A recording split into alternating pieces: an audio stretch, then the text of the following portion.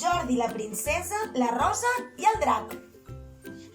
Fa molts i molts anys, quan encara no s'havien inventat les patates fregides i ningú s'enfadava quan els nens menjaven amb les mans, Montblanc era una vila que descansava de nit i bellugava de dia. Pagesos, filadores, grangeres, ferrers, fusters i comerciants anaven de bòlit amb tota la feina que hi havia per fer. Els soldats vigilaven que ningú marxés del mercat amb més productes dels que havia pagat. Hi havia tanta activitat que les tavernes sempre estaven plenes i cada dia s'acabava tot el menjar. Un dia de primavera, d'aquells que no fa ni gaire fred ni gaire calor, va arribar un terrible drac de panxa grossa i dents esmolades. Tenia tanta gana que es volia menjar 3 vaques, 5 porcs, 4 xais i, per postre, un parell de pollastres.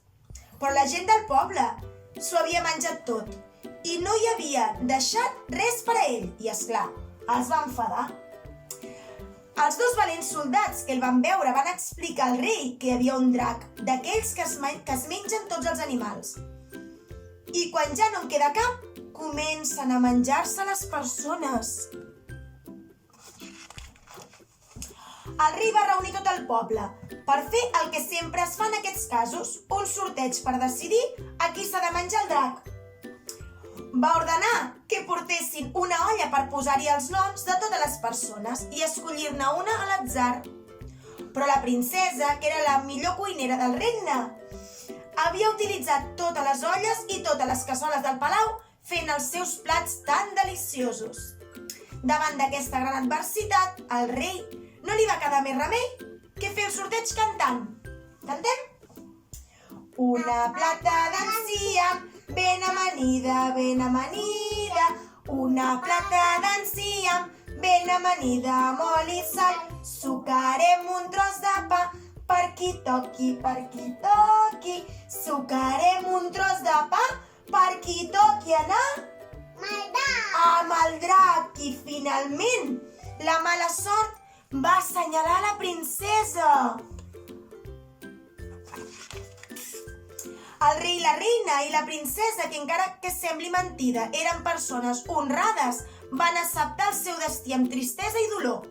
Això sí, abans de deixar marxar la seva filla, el rei li va demanar que acabés de saltejar el saltejat d'espàrrecs amb bolets, pebrots verds i ous de guatlla que tenia mig fer. El drac no li venia de 5 minuts i un bon àpat sempre ajuda a passar el mal tràngol. La reina, sempre entregada a les arts, va anar a consolar la immensa tristesa a l'escalf de les cançons d'un vell trobador. Quan es va produir la trobada, el drac va dir que no li agradaven gens les princeses perquè tenien la sang blava i un regust de noblesa ranci insuportable. Llavors la princesa, mig contenta i mig enfadada, li va fer una oferta perquè no anés al poble a menjar-s'ho tot. Què et sembla si et preparo unes cols amb pastanaga, o unes fajoques amb bròquil, o uns pebrots escalivats? No m'agraden ni les cols, ni les fajoques, ni els pebrots, va dir el drac amb cara de fàstic. I les maduixes i les taronges, què t'agraden, drac? Sí, m'agraden molt, va dir el drac mentre se li feia la boca aigua.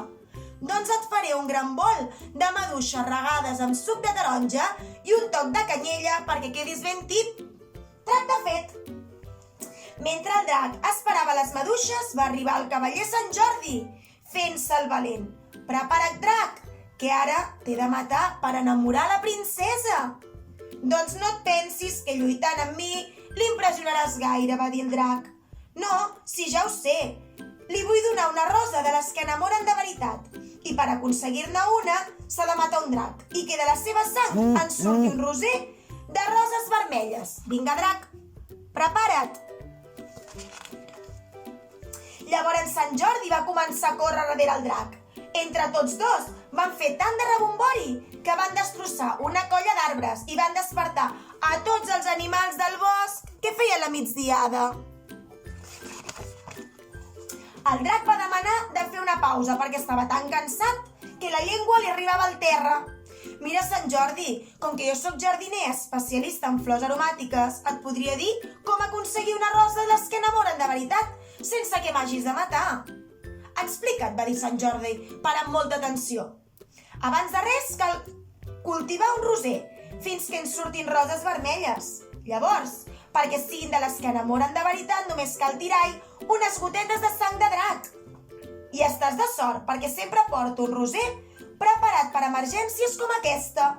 Vinga, fes-me una punxada al dit, però vigila, que jo quan veig sang... Va avisar el drac. Tot just quan la gota de sang queia a la rosa, el drac la va veure i es va desmaiar.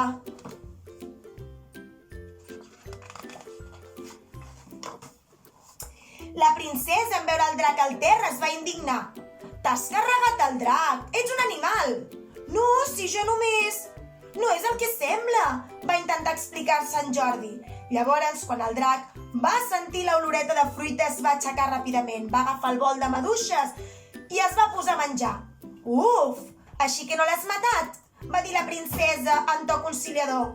No, però ho hauria fet per salvar-te, va dir Sant Jordi, tot pensant com donar-li la rosa. Això ja ho hauríem vist, trencapins, va dir el drac.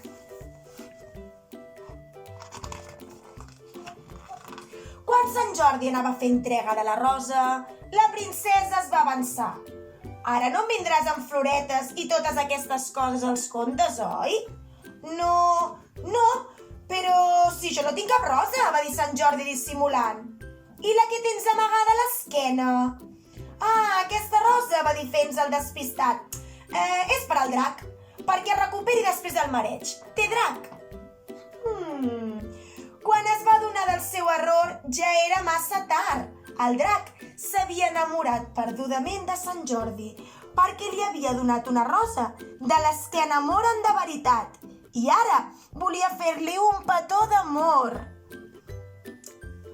L'única sortida era escapar, cames, ajudeu-me. I així va ser com, amb una romàntica persecució, va acabar la història de Sant Jordi, la princesa, la rosa i el drac. Vet aquí un gos, vet aquí un gat. Aquest conte de Sant Jordi ja s'ha acabat. Mama. Els dracs.